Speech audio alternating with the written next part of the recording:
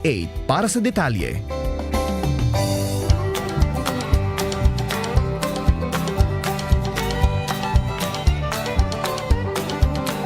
There's no time like the present to serve the Lord. Enjoy, serve the Lord right now. Serve Him today and tomorrow, eternal the reward. There's no time like the present, serve the Lord. Jesus, He died for me. The shepherd gave His life for the sheep. Now I'm free. There's no time like the present to serve the Lord. Enjoy. Okay, magandang hapon. Marhay na hapon sa Gabos and good afternoon to everyone. Sister Jessie po. Today is Friday, October 4, 2024. First Friday of the month of October. Fiesta po ni St. Francis of Assisi. Happy Fiesta sa lahat ng mga Franciscans. And welcome to our program, ang Usapang Bukasyon ACI, every Friday at 1 p.m. Buong buwan ng September, tinalakay natin ang tema tungkol sa ating mahal na birhen at ang ating mga nanay, biological man yan o spiritual. Concluding it with our 7th episode entitled The Mary of St. Ignatius of Loyola. Last Friday, pinag-usapan din natin ang kahalagahan ng pag-search ng life's vocation, meaning, purpose, at direction. Ngayon naman ay episode 8. Ibig sabihin, magdadalawang buwan na itong programang Usapang Bukasyon ACI. Kung sa mga lovers yan, Monthsary ang tawag. Yehey, Monthsary pala ang Usapang Bukasyon ACI today. Good afternoon, everyone. I'm Sister Martha Hang, ACI. I'm very glad to be here with you again. Shout out to all those who are watching and listening our program this afternoon. Maayong hapon, maray na hapon sa Gabos, Sister Net M. de la Serna po. And I'm happy to be here. Shout out kanila Hannah and Dines ng Cecil de Vera, Manoy Jojo, Ate Gigi, ug ilang mga pamilya. Labaw sa tanan, ang ako ang papa na 86 years old na, pero full support paghihapon sa ato ang programa. By the way, happy birthday din po kay Sister Francia. And tomorrow, happy birthday kay Sister Mitch, Rafaelians Jean and Karil, and si MJ Mary Jane sa October 7 po. Sa mga nakikinig at nanonood sa Facebook, paki-message lang po ang inyong saloobin, reaction o mga katanungan sa comment section ng DZGB News Online. Usapang Bukasyon tuwing Biyernes 1:00 ng hapon. Now na! Okay, so Monthsary ngayon. So balikan lang muna natin kasi sa ating mga edad, mas bago yung Monthsary na yan. Dati it's just anniversary, so annual, no? So itong anniversary is yung taon-taon na pagse-celebrate na paggugunita ng mga mahalagang kaganapan sa ating life, di ba? And then it can be a foundation or milestone sa isang relasyon. Mahalaga ito na i-celebrate, no, for different reasons, and one of the reasons can be to strengthen commitment, and then kasama na diyan ang pagpapasalamat. So maganda rin na dito sa Monthsary edition ng ating Usapang Bukasyon ACI, maganda rin balikan natin ang istorya ng ating programa kasi hindi pa natin to na isasalaysay, na ibabahagi sa ating mga manonood. Paano nga ba nag-umpisa ang Usapang Bukasyon ACI? Ang programang UBA or Usapang Bukasyon ACI ay nag-umpisa sa isang mithiin at pangarap na kung paano maabot ang mga kabataan sa lahat ng sulok ng mundo. Magabayan sila na makita ang kanilang mga bukasyon o panawagan ng Diyos na magbibigay sa kanila ng tunay na kaligayahan and at the end fulfilled life that are meant or destined for them by God with our limited numbers of sisters. Naging posible ang munting pangarap na ito through Ma'am Brenda Locsin, the president and owner of DCGB, who happens to be our ACI Family National Coordinator, our lay partner in mission. So the Holy Spirit united our desire with her desire to help us share the mission of our congregation, that is, reparation to the Sacred Heart of Jesus, accompanying others in their journey of healing and wholeness to holiness. As the head also of our ACI Lay Bokfrom team, she's very passionate to promote the importance of vocation, search of the young people. More sisters, our mission also expands. For me, first of all, I thank the Lord for He has sent an angel to us, that is Ate Brenda, who made our dream become true. And I am thankful to all the ACI sisters in the Philippines and all over the world who always support us in different ways. Maraming salamat po sa iyo lahat. Okay. Usapang Bokasyon was actually coined by Mrs. Brenda Locsin herself. And then, by the way, belated birthday greetings po, ma'am. You don't look like your age. Sana all. You always look young and very youthful. So, balik tayo dun sa Usapang Bokasyon.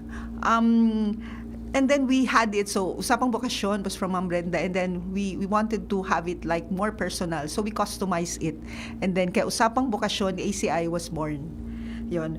Gustong-gusto ko to kasi ang acronym nito, Usapang Bokasyon, ACI, so UBA, so UBA, sa plural, UBAS. So, in English, means grapes. So, very Eucharistic. Very Eucharistic. Yes, oo.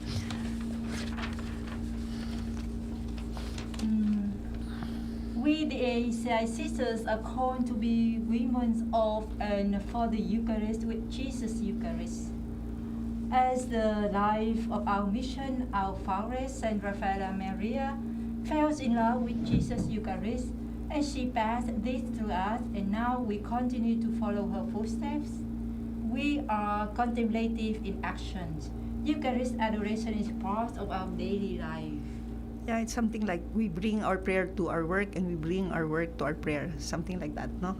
And then, so this, since Mansari natin again, namin, so itry nating balikan uli ang lahat ng episodes ng ating Usapang Bokasyon ACI.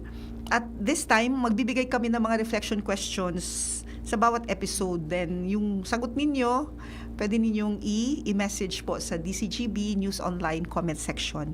So, first episode, ang title nun, The Call.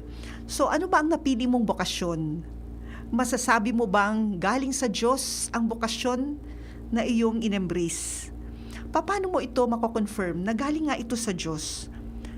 Perhaps nandun yung sinasabi nilang the joy of loving, na kahit nahihirapan, nagdurusa, o kaya kapayapaan sa gitna ng problema? Ikaw, ano ang iyong kwento? Ang episode 2 tungkol sa relationship. As human beings, we are all in relationship. We are made as social being. Kumusta ang relasyon mo sa Diyos, sa kapamilya, kapanalig, kapuso, sa sarili, sa Mother Earth? Episode 3, Choices.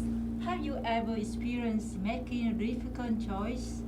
From where and from whom did you draw your strength? How was it like? Joke lang, pumikit muna po sa ilang saglit. Joke lang po. So we continue. There were 3 episodes also of September where it was dedicated solely on the Blessed Mother, ang ating nanay, ang ating ina. And then, entitled, first is Nanay, and then meron din kaming Santa Maria sa puso ni Santa Rafaela. And then, yung pangatlo, the Mary of Saint Ignatius. And then, anong karanasan meron ka sa ating mahal na ina? Paki-message again if you have and then you want to inspire others. So, you can message DCGB News Online, comment section. At syempre pa, we also had 1 episode dedicated to the vocation stories of the ACI sisters. At ngayon, episode 8, pinamagatan namin ito na Aalagaan Kita. Today ends the celebration of the season of creation, October 4. Kaya minabuti namin na pag-usapan ang environmental stewardship at human migration and its connection. We try to connect this also to usapang bukasyon ng ECI. And for this, we are invited our sister assigned in our house in Quezon City via Zoom and one seminarians from Mater Salutis who is here with us now live. We'll ask them to introduce themselves. Sister Marley.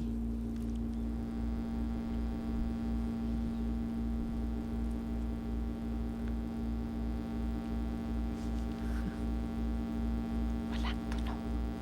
Walang tunog. Hello, Oh, can you hear me now? yes. Clear. Yeah. Hello, good afternoon. Good afternoon. Diyos marahay na sir. hapon po. Diyos maray na hapon man po.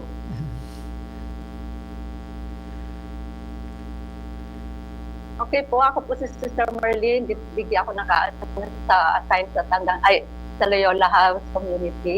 And then, ako po is sarong treasurer, pero na-assign din ako sa committee ng migrant. Okay po. Now we send to brother. So good afternoon everyone. I am Akimbi Magas, a third year philosophy seminarian at Mater Salutis College Seminary from the parish of Our Lady of the Gate, Daraga Albay. Happy to be here with you po ngunya na hapon. Sinong gusto Okay. mong i-shoutout, brother? Enot po, gusto ko po i-shoutout sa kuyang pamilya. Shoutout po sa kuyang pamilya, kay Lola, kay Mama, kay Papa, and sa tugang ko na yaon sa harong ngunyan. And sa mga kaiba ko po sa seminaryo na yaon sa sipi, yaon ngunyan, pati ang sa kuyang mga formator and mga teachers na yaon duman po. Salamat po. May special shout out kay Brother Marl at the amazing 6 seminarians na assigned ngayon sa Santa Rafaela. Sa kanila apostolate this semester po sila, seminarians Justice, Xavier, Jude, Jay, Jeff, at saka si Enzo. And of course, si seminarian John also. Yeah. At ang mga formator, syempre. So before we proceed, what does stewardship mean, Sister Jessie? Okay. For me, stewardship is a great privilege given to us by God to take care of His creation, His manifestation of His presence, and His great love for us. At the same time, a great responsibility also to respond to the love of God by taking care of it, both the Mother Earth and our brothers and sisters. That in taking care of it, we also express our love for them and for the next generation. Thank you. We will be, for the information of all, we will be tackling both stewardship and migration po. So, ngayon, tapos na yung definition ng stewardship, tatanungin ko na naman si Sister Merly o kung sino pang gustong sumagot. Pope Francis has emphasized that migrants encompass a broad range of people. From this definition, who can be considered then as migrants sa context ng Pilipinas po? Sister Merl? Sir Marley, to share.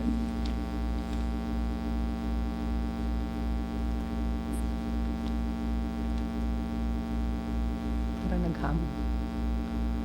Migrants the move of persons or people from one part or place to theirs based on the total economic opportunity. Yeah. So,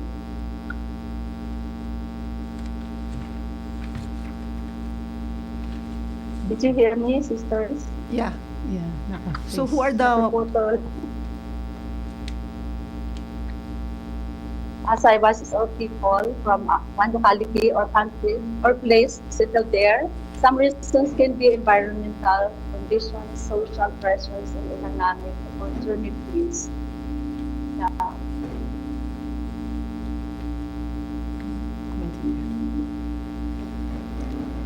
And also, we also have the OFWs, which came home working abroad, and because of something happened abroad, they went home to the Philippines, but coming back to the Philippines, they become again migrants, urban migrants, because they are living in villages, or they are sitting as a sitting which is we call it, they are now the urban settlers. So the informal settlers, the OFWs, the returning migrants na may Can you nangyari hear doon. me? Oo. Opo. Yung mga Doon. returning migrants na may nangyari doon, tapos Yes. kailangan bumalik. Siguro kasama din dito lahat ng mga strangers na nagsalta sa isang lugar, no? Kung saan man galing na lugar. So, Opo. babalikan natin Dapat uli naman. yung tema ng migration. Balikan muna natin si Sister Jessie on stewardship. So, Sister Jessie is as the coordinator of the GPIC of our Philippines Vice Province.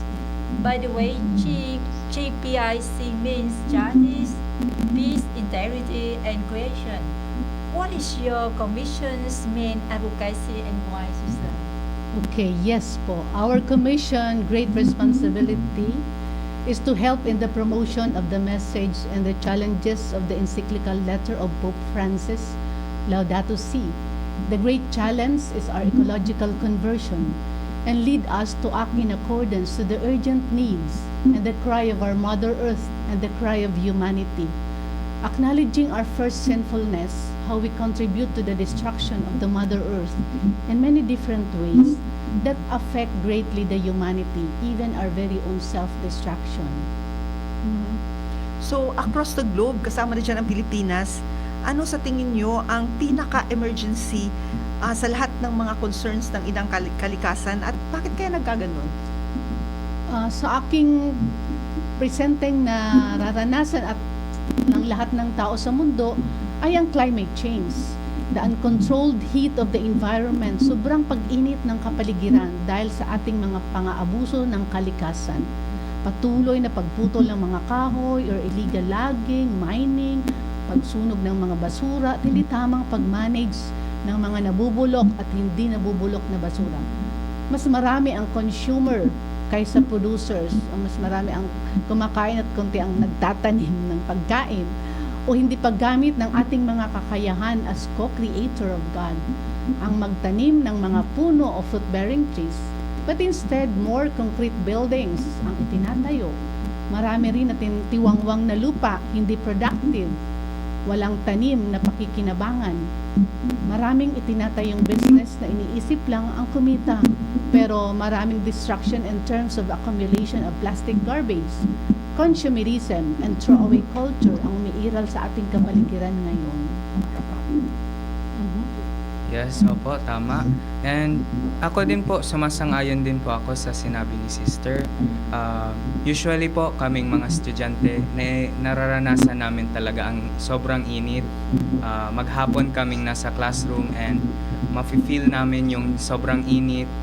For example, nag-run out or walang aircon or yung electric fan mahina pa yung labas or minsan nga mainit po yung hangin. And nafe-feel po namin and medyo nagiging discomfort na siya sa amin habang nag-aaral. So, the most urgent environmental issue globally is climate change. It is without doubt that climate change is very evident right now. It is very normal for students to say, may init to nun, sobra. And we tend to feel it and even express our discomfort of this phenomena. But what are the causes of this phenomena? Upon thinking of it, na having that reaction na mainiton, I tend to think of it as something that I contribute also. I have a contribution also with it, with improper disposal of waste, or I'm unconscious of the things that we are doing right now for the earth and nagko-contribute sa patuloy na climate change na nagkakaroon sa mundo po. I think that's very good, bro. Yung every time you feel the extra challenge ng mga heat, no, yung sobrang init, instead of like blaming kung ano man ang i-blame, that's a good that we reflect na ay kasama ako dito and what can be done, what can I do to remedy it, parang gano'n na that's a very good na thought na parang every time we experience this, we remember our own contribution and the need for personal conversion, ecological conversion also. So, anong mga values ang involved dito? What are the values involved here, sister? Okay, regarding the negative values of consumerism, bili ng bili, tapon dito. So, yun, maraming basura na accumulate. Yung greediness, meron ka na, gusto pang mag-accumulate ng marami, kahit maraming lupa, sige lang, kahit hindi ginagamit. Walang pakialam, indifference o pagkamakasarili ang umiiral sa tao na siyang nagpunot dulo ng pagkasira ng ating inang kalikasan at ng mga tao at tayo ang biktima nito. Now, with regards po nung mga values po na dapat makuha natin as a co-creator po, we should be aware and responsible for the care of of God's creation. So it is emphasized also the value of synodality, at it is a call on the entire community. The diocese recently launched the Year of Stewardship, and it is a reminder not only for the clergy, the parishioners, but also for everyone na sarong simbahan na naglalakbay kita po, to work together for the common good. And the initiative promotes innovation by encouraging the development of creative solutions to environmental change. And lastly, the value of compassion. It reflects in the concern for both people and nature po, understanding the interconnectedness of all life po, sisters. Yeah, I think that's very good. No, I really agree on the negative values involved here that brought about this climate change. But we can also see many signs of hope here. That acknowledging that we are at fault, there's this willingness also to do something about the problem, and we can't do it alone. Of course, it all starts with our personal conversion, no? But sana may multiplier effect and everybody's gonna work for it. And then sana talaga ma-achieve little by little lang po. So it's really like a wake-up call for everyone na we're all responsible for whatever we are feeling right now, no? So it's not something outside of us, it's something within us. Now we ourselves are really responsible. And then since we're responsible, kaya din natin magbigay ng kamay para tumulong, para magtulungan. Okay. Maybe Sister Merly can also share something About the effect on migration, or the story of the ecology, and then the PIC. Yes, it's true that we have to help one another in taking care of Mother Earth, because it is given to us. So you will have to take care of it and really do something, beginning within ourselves, from our own homes, our own houses, to segregate some things that are biodegradable, non-biodegradable, the plastic, so that we can contribute to the restoration of the Mother Earth. And we really have to save the Mother Earth, because we know how really the typhoons, all the calamities that is happening now, it is already alarming to all of us. So that is what could I share on the Mother Earth, regaining the Mother Earth, its original beauty, beginning within ourselves. Okay, thank you, Sister Merly.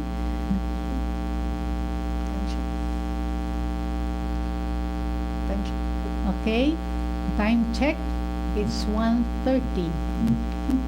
An oras hatod sa Indokal. Plemex. Pag may ubo o hika, Plemex agad. Basta lagundi, Plemex. Liveraid Silimarine Capsule. Liveraid. It's liver or lover, boys. Ito ang dahilan kaya lamang ang may tapang, pinakalang dehado yung palalyamado. Ito ang tunay na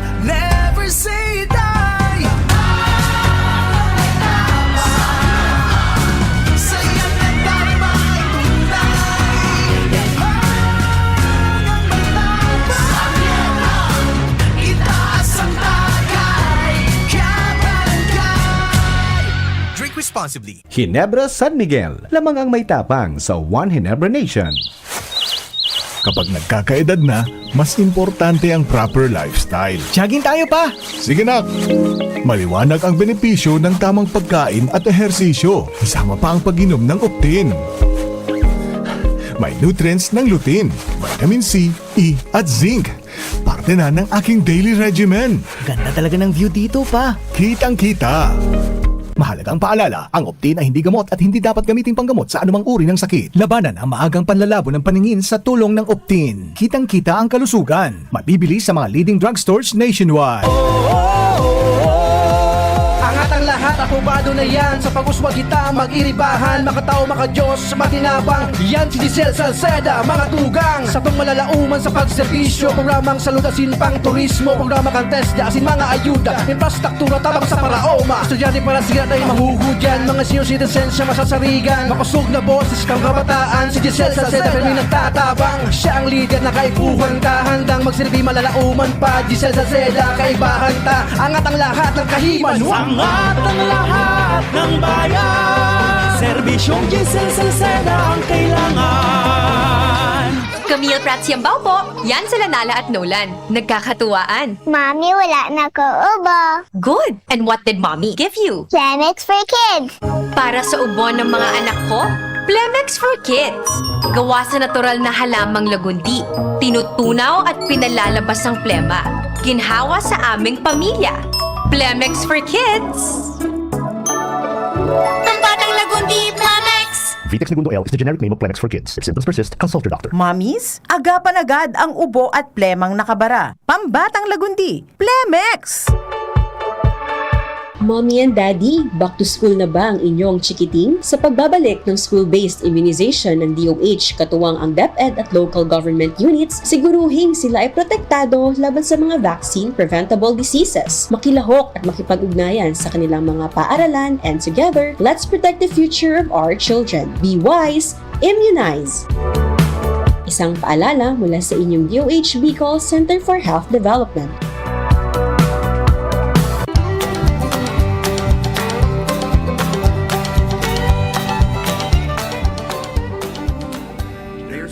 Okay. Mapadagos po kita kan sa tuyang paghererasan tungkol sa stewardship of creation, environmental stewardship. Okay. Medyo naka-discuss na tayo ng marami-rami din sa environmental stewardship. We will now start with some questions on migration po. So, Sister Merle and Sister Jess, and tayong lahat dito. Ano yung mission natin sa Manila, no? So, we focus on Manila. Sister Jess and I was 8 years in Tandangsora, in Quezon City, and then Sister Jessie din.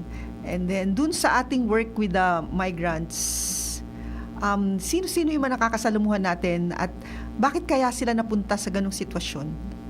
Sister Merle muna po. Okay. So, sa aking pakikipagsalamuha sa ating mga kapwa dito sa ating migrants, meron akong isang ina na nakakausap na nagtrabaho siya sa Jeddah bilang isang domestic helper. Matapos ang isang taon siya ay nagtatrabaho, siya ay napagbintangan na isa siyang mangkukulam at magnanakaw. Humingi siya ng tulong sa Embahada ng Pilipinas, ngunit wala silang nagawa para tulungan siya. Kinuha sa kanya ang cellphone niya ng kanyang amo at ang passport at ibang dokumento at wala na sa kanya lahat. Nakulong siya ng 3 buwan nang walang alam ang kanyang pamilya. Sabi niya, marami silang nakakulong at hindi siya na Katoliko. Siya ay ibang relihiyon. Ngunit, dahil sa ang mga kasama niya ay marunong magdasal, siya rin ay nagdadasal. Palagi silang nagdadasal ng rosaryo at yung dasal ng sa ina ng laging saklulo. So, pagkatapos daw ng 3 buwan, tinalabas siya dahil walang hindi napatunayan na siya ay may kaso. Kaya pagdating niya daw dito sa Pilipinas, agad siyang pumunta sa Baclaran na simbahan para magpasalamat sa ina ng laging sakit. Kasi para sa kanya, ang nangyari sa kanya ay isang milagro. Pero umuwi siya sa kanyang pamilya nang wala siyang dala kahit na ano. Iyon ang kasaysayan at karanasan ng isang ina na naging OFW. Dito naman sa atin sa Quezon City, sa tinatawag nating Banana Island, dito rin ay marami tayong tinatawag na migrants, urban settlers, o mga taga iba't ibang lugar na napunta dito sa tinatawag na Banana Island. May nakausap ako na tumira dito ng 12 taon. Sabi ko, paano naging Banana Island ang lugar kung saan ka natira? Ang sabi niya, dahil ito daw na lugar na ito ay noong panahon ng 1999, nang pumunta sila dito, yun daw ay punong-puno na ng tanim ng mga saging. At wala pa dyan mga naninirahan. Tapos ang tawag daw nila dyan, kasi mayroong white gate na malaki, tawag nila dyan sa lugar na yan ay white gate. So dahil ang asawa niya ay isang security guard, doon sila nanirahan sa Tumana. Ngunit nung pinaalis sila doon, dito na sila napunta sa Banana Island. Nagtayo sila ng tinatawag niyang barracks. Tapos, nung nakatira na sila doon, may mga sumunod ng mga tao na tumira din doon. Nagtayo din silang barracks. So, sa kanilang pagsisimula doon, 17 pamilya daw sila. Ang mga trabaho ng kanilang mga asawa ay security guard, mga construction workers, tapos silang mga babae, mga naglalabada at nagkakasambahay. Tapos mula noon, ng mga panahon na yon, dahil dumadami na ang mga tao galing sa iba't ibang lugar, so pinuputol yung mga puno ng saging. Hanggang sa ngayon, hindi na lang ang natitirang saging, sabi niya. Dahil ito po ay punong-puno na ng mga bahay na mga pawid, maliit na bahay na material ay mahina lamang. At ang nakakatakot dito kasi pag dumarating ang bagyo, ang malalakas na ulan, sila ay binabaha. Kaya marami beses na nasisira ang kanilang tinatawag na tahanan. Tapos, ang isang istorya pa na nakakapanghina ng loob kasi may isang pamilya dito na sila ay mahirap, marami nang nawalang gamit dahil sa pagbabaha. Ay iniwan pa sila ng kanilang ina. 4 silang magkakapatid.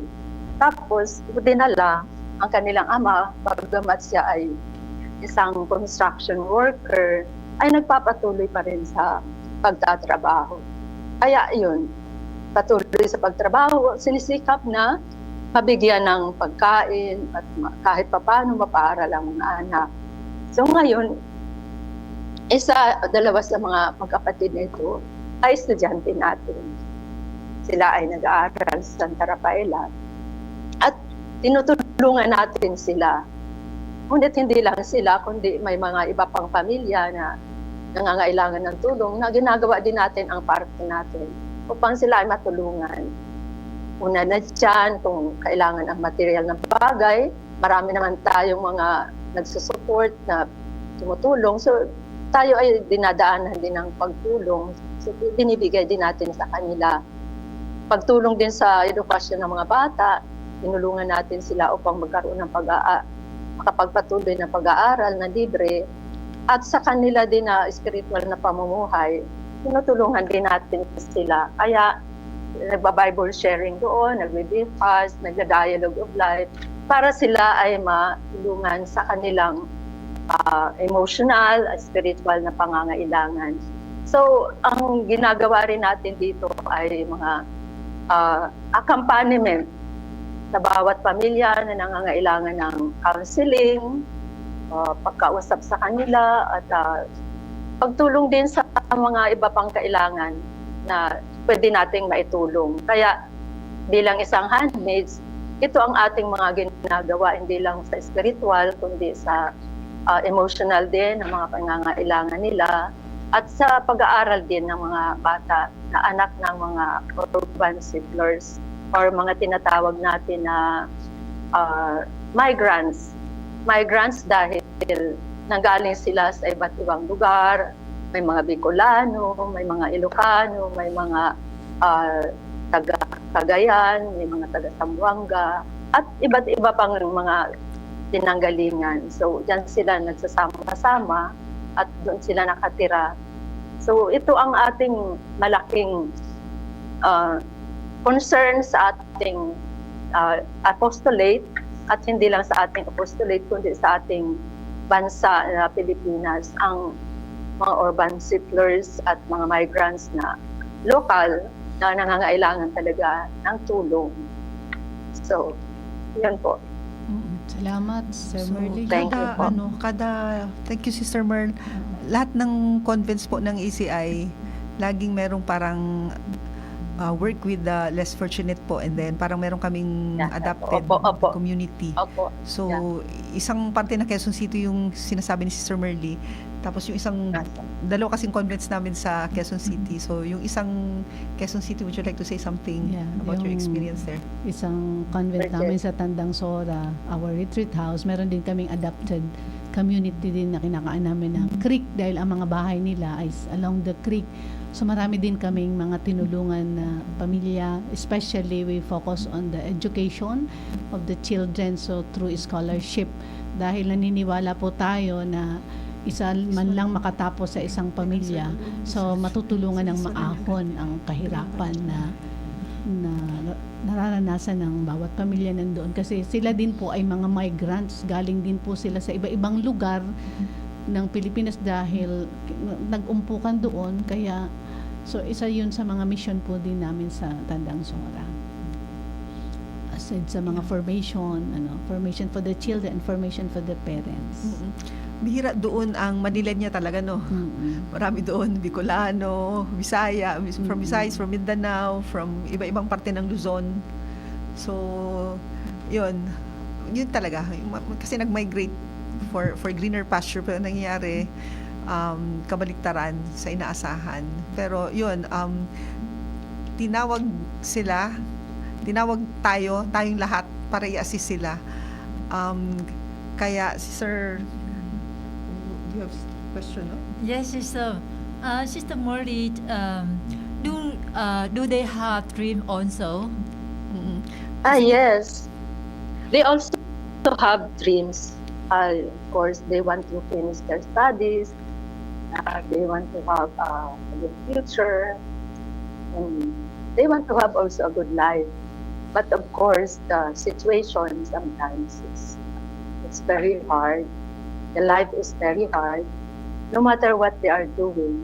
But they're trying their best because they also dream that one day, one day they will have a good life also. But those who really study hard, those scholars that we have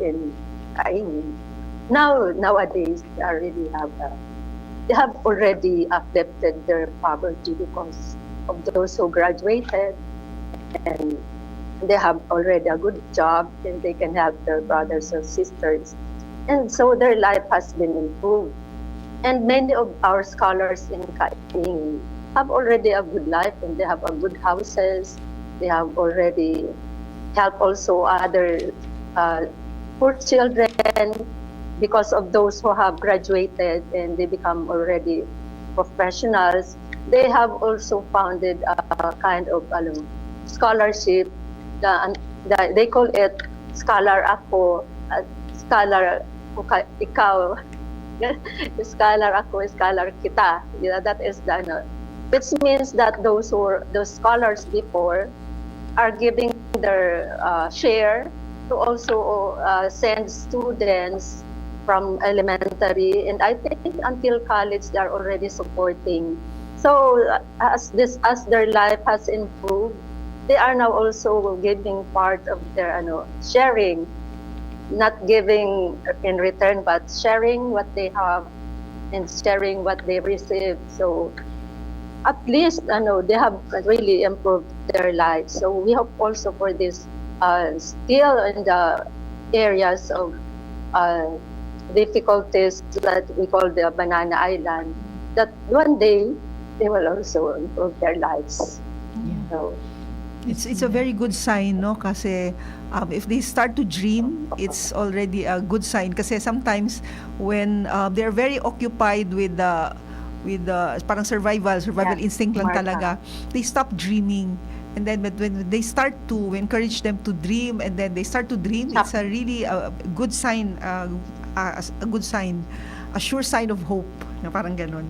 So salamat po. Marami nang nangyayari sa lahat ng mga apostolate natin sa mga ganito, and usually po ang susi po talaga is scholarship and God, na ma-recognize na lahat ito galing sa Diyos, hindi galing sa mga madre. Kung hindi may pinanggagalingan, may Diyos na tumitingin sa kanilang pangangailangan at nagpapadala ng instrumento. So instrumento lang po kami, tayong lahat, pero may Diyos po na hindi natutulog, na sobrang concerned sa lahat ng kanyang mga anak. Kasama na po ang ating mga migrants. So ngayon po ay balik tayo ulit kay Mother Earth, no? So brother and sister, so how would you motivate both the young and the old to make it part of their life to take care of Mother Earth? To motivate the young and the old to take care for Mother Earth, it should be reminded to us all that every action counts, no matter how small. So gabos po na tigigibo ta na solusyon, or gabos na tigigibo ta igwayan contribution sa surroundings natin. And for the young people, we always have a share in this world that we are living. We have to take a share to make a step to work as someone in the future. Sa darating na mga panahon, we will grow and we will become the future leaders, or the people who are responsible and who will lead these younger generations to live on earth with sustainability, and they will have the capacity to live a happy life po. And for the older generations po, kami po na mga kabataan, we always experience the so-called pamana ng mga matatanda, like yung mga lola may binibigay sila or lolo.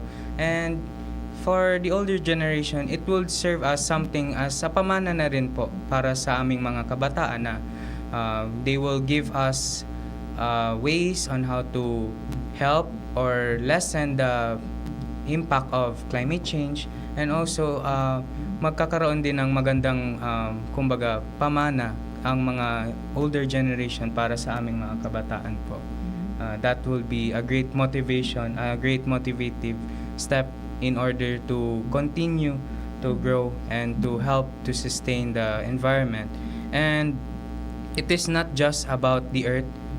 If this is to put it in context, caring for the earth is not only just for the earth, but it will always affect the self, the society, and also the world po. So this step that we are taking right now, we can see in the global context that there are many initiatives that the people are doing, and these steps will help to give us, the self, the society, and the world, a sustainable environment po. Thank you, brother. So, mga kabataan, mga magulang, kung lahat po tayo magtutulungan, lalo na ang mga kabataan, kasi mas marami na ngayon ang kabataan, na siyang pag-asa ng ating bayan, kung gagamitin natin ang regalo ng Diyos, ang pagiging co-creator o katulong ng Diyos sa patuloy na paglikha at pag-alaga ng kanyang mga nilikha ng magandang kapaligiran, mga puno, mga tanim, at gawin natin ang ating parte, ang pagtanim ng mga punong kahoy, halaman, na pinagkukunan natin ng pagkain at gamot.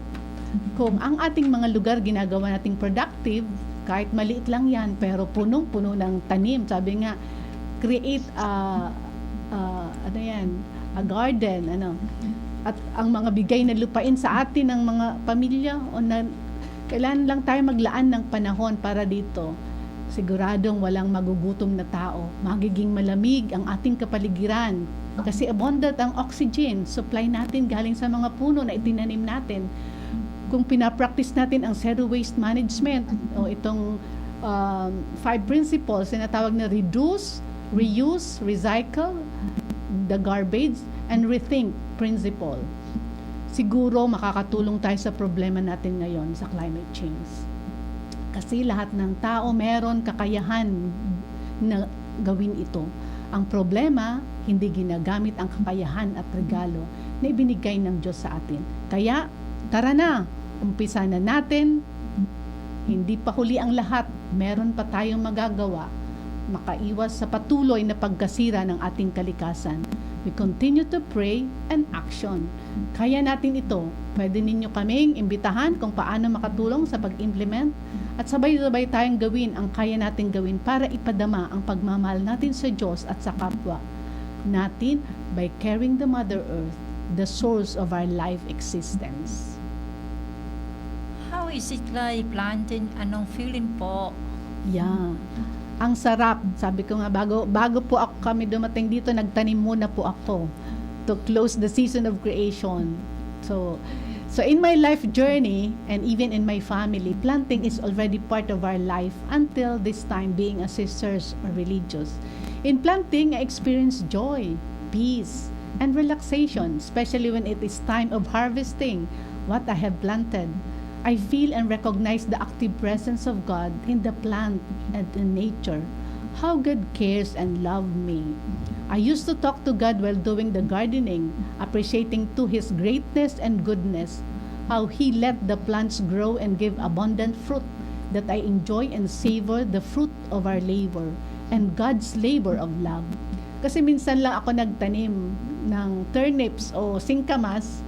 Pagkatapos after 5 months, binalikan namin kasi medyo po malayo yung lugar na tinataniman namin. Then after 5 months, bisita po kami doon sa taniman na yon ng aming lupa. Ito po nangyari sa Bohol. Wow, napawaw talaga kami sa laki ng mga bunga. Almost 1 sack po ang aming na harvest. Kasi si Lord ang nag-alaga at nagpalaki. Ako nagtanim lang ng buto. Truly, ma-inlove ka talaga sa Diyos, and more so kung paano niya tayo inaalagaan bilang kanyang mga anak.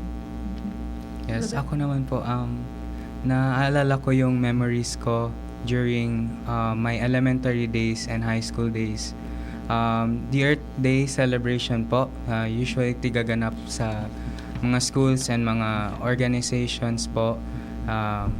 My memories at St. Agnes, we were given the task of planting seeds po. At a very young age, we were given the activity of planting seeds in a designated area. And while it was tiring at first, nakakapagod po since mga bata pa po kami noon and malayo din yung area. After that, having experienced tiring or exhaustion, the sense of amazement afterwards was undeniable po. It felt empowering to know that I was a part of a movement that contributes to environmental change, even in small ways. Now, during the season of creation in the seminary po, we continue this practice by nurturing and caring for plants around us. Sa sipi po makikita po maraming mga tanim na nandoon, simula sa gate hanggang pataas po ng heights, and makikita namin yung mga plants na yan. Napakaganda kasi pag umaga, bubuksan mo yung bintana mo and makikita mo, wow, napakaganda talaga nung linikha ng Diyos. Salamat sa Diyos, may nakita kaming mga tanim, napakaganda nung surroundings na nakita namin, and maganda din na each activity, whether planting or maintaining, brings a renewed sense of purpose. The initial efforts may be exhausting at first, but the feeling of wow, I am a part of this change makes it all worth it. There is also a strong sense of hope for the future po. knowing that through these simple actions, we are lessening the harm caused by human activity. Ultimately, it gives a great sense of fulfillment, knowing that what we do today contributes to a healthier, more sustainable planet for generations to come po. Sabi nila, before we die, we need to write a book and plant a tree and watch it grow. Kung buhay pa. At mag-enjoy dun sa fruits na yon. It's the feeling of giving life. For me, I feel hope and connected. Okay. Briefly lang po kasi we're running out of time. Ano kaya ang koneksyon ng human migration sa usaping stewardship and vice versa? Actually, both topics are under the umbrella of pangangalaga. Kaya ang title ng episode 8 ay Aalagaan Kita. I will take care of you. Kung balikan natin yung istorya ng ating buhay, I want to imagine the Lord telling us personally, lovingly, I'm giving you life. Take care of it. But since we are social beings and we cannot live alone, we cannot survive alone and live life fully alone, that's why we need to take care of our kapwa-tao and Mother Earth who makes life possible. So, we will skip na lang the story. Makamalate na tayo. We have a beautiful story, beautiful story of our hens and our roosters. Pero it's time already. Sayang. Pero ang ganda-ganda nito. And then from there, we learn a lesson na talagang yun, observing them, kung paano sila namuhay, at nung nawalan, ano yung reaction nila na they even parang ayaw na nilang kumain kasi nawala na yung companion. Parang mga ganun. Sabi ko, so talaga in that way, parang we are on equal footing, equal level, na pareho tayong creature, na pareho tayo nangangailangan ng kumpanyero, ng relasyon, no? Minsan over and above the physiological needs of people, na sometimes we sacrifice the physiological needs kung hindi natin nakuha yung higher need of sense of belonging, of being loved and loving, mga ganon. So parehong-pareho lang po talaga, nakakatuwa silang tingnan. So now, ano ngayon ang connection? What's the connection with all this stuff? With usapang bukasyon? Suppose you're sige. Sister, what's your lesson of the story of the chicken and the hen? Yeah, from the story that I see that none of us is an island in this world. We are made to live in the community, to relate, to connect and communicate with one another and the environment, to be a bearer of hope. Yeah. And then, so what's the connection with all this stuff with Usapang Bukasyon ACI? That we need to take care of our call, our vocation, our call that comes from the Lord Himself. It is also something that has been entrusted to us, no? Like our life, the call has also been entrusted to us. And then, once we search it, once we find it, then we need to take care of it. Kasi nga, ang ating topic is aalagaan kita.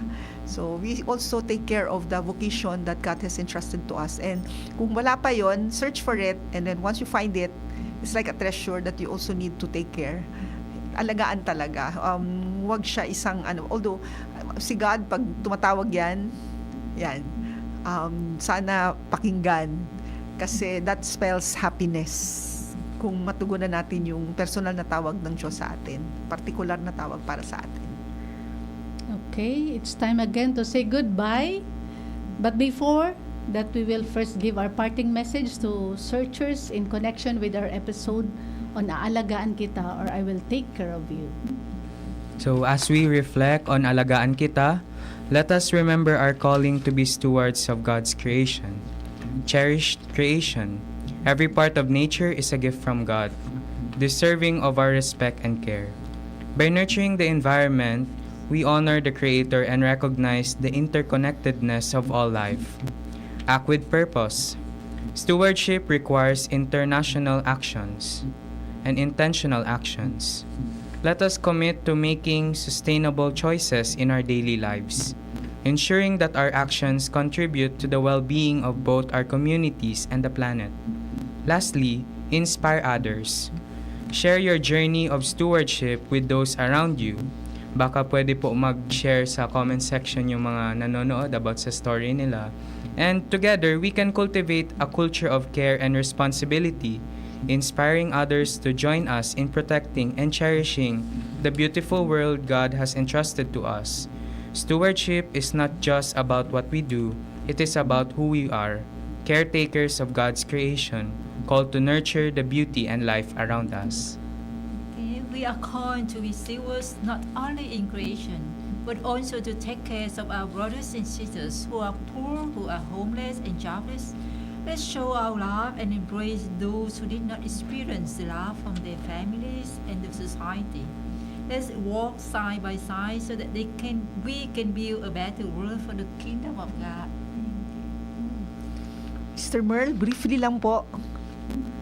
Okay. So briefly, I would like to share my parting message to all the searchers that being a migrant is not shame, or it is not what you call difficulty, because I am also a migrant. I was born in Bicol and my parents are Bicolano. I came here to Manila to work and to help the family. But now I realized that our model of being migrants is our Lord Jesus Christ. Kaya hindi pala tayo dapat mahiya, bahala. Siya rin ay naging isang migrante. Noon na siya pa ay hindi pa pinanganak, naglalakbay ang kanyang ina at ang kanyang sister father, ay naghanap sila ng lugar kung saan siya maipanganak, ngunit sa isang sabsaban sila natin. At ang isa pang kasaysayan, siya ay 2 taon na hinahanap ni Herodes ang mga 2 taong bata na gusto ipapatay. Sila rin ay nag-escape doon sa Egypt para maisalba ang kanyang buhay. So, kaya ngayon, hindi ako nahihiya maging isang migrante dahil tayong lahat dito sa mundo ay migrante. Hindi tayo nanggaling sa isang lugar at nananatili lang sa isang lugar. Sa buhay natin, maraming pagsubok, balakid, darating, ngunit hindi tayo kailangan matakot sapagkat ang ating modelo ay si Jesus Cristo. Nakikilakbay siya sa atin sa araw-araw. Hirap at ginhawa, kasama natin siya. Kaya sa aking pagiging isang migrante, nahanap ko ang trabahong kailangan. Ngunit mas hinanap pala ako ni Jesus, ang ating modelo ng migrante, upang makiisa sa kanyang trabaho at sa kanyang misyon. Sa misyon natin bilang handmaids of the Sacred Heart of Jesus. Kayo rin, malay mo, tagal na kayo na Jesus para makaisa niya sa misyon. Pakinggan niyo ang bulong ng iyong puso, ang bulong ni Jesus sa puso niyo. Baka kayo ay tinatawag din maging isang handmaids. So God bless us all. We hope to see you. Aalagaan kita. What a wonderful message. That is God's promise, which can be found in Isaiah 46:4. Allow me to quote, and I quote, I am your God and will take care of you until you are old and your hair is gray like mine. I made you and will care for you. I will give you help and rescue you. Alagaan ang sarili, ang relasyon sa Diyos, sa kapwa-tao, at sa inang kalikasan. Take care. If may spark ang programang ito, naku, baka calling na yan. Makinig, pagdasalan, alagaan ang bokasyon na itinalaga para sa'yo, personally, ng ating kagurangnan. God is waiting for your yes. If not now, when? Now na, arat na. Okay. Opo sa lahat na sharing ng ating mga bisita ngayon, salamat sa inyo. Again, please message us in the comment section of DCGB Online News, Usapang Bokasyon, or at our FB Messenger at ACI Vocation Phil. Or you may subscribe also to our YouTube channel, ACI Vocation, or better still, visit us at Santa Rafaela Maria Students Home in Sagpon, Daraga, Albay. Muli po kaming nagpapasalamat sa inyo, lahat na sumusubaybay sa programa ACI Usapang Bokasyon bawat Biyernes ng hapon, 1:00 hanggang 2:00 Sa radio station ng DCGB Online News, ang inyong lingkod, Sister Jessie, Sister Net, Sister Marta, at ang ating mga bisita ngayon, sina Sister Merly at Seminarian Akim. Salamat po at magandang hapon muli. See you next Friday.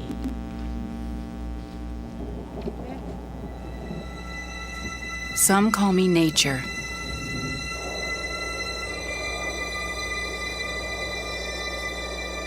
Others call me Mother Nature. I've been here for over 4.5 billion years. 22,500 times longer than you. I don't really need people, but people need me. Yes, your future depends on me. When I thrive, you thrive. When I falter, you falter. Or worse.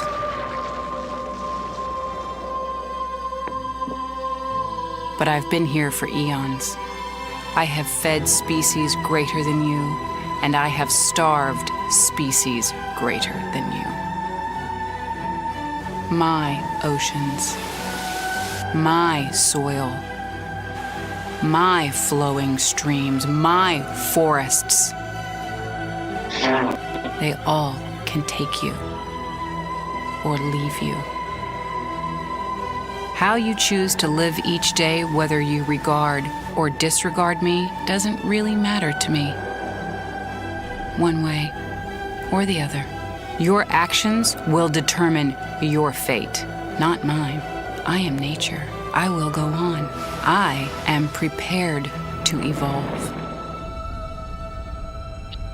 Are you?